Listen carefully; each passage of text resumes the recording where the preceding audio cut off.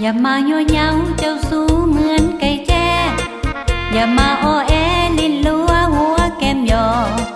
อย่ามาปากหวานเพื่อหวังลวงหลอกและคนปิ้นปอกผู้ดอกพอยอดสายอย่ามาคำควรว่าฮักฮักอีหลีอย่ามาสู้ซีออดอ้อนขอวอนไว้อย่ามาอวดอ้างถือหวยรวยใหญ่รถเก๋งคันใหม่นั้นคงยืมเขามาเคยพบเห็นมากแล้วผู้ชายแมวแมวเผลอตัวเหม็นเสียท่าปากว้าวมือไวไฟคว้า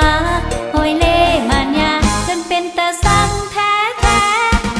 อย่ามาคุยโมอวดท่าว่าบ่ยานติดตามไปบ้านมีหวังห้องข้างแน่บ่จักแม่เสือเอาไม้มาแย่ขึ้นทำอ้อแอระวังจะหัวโน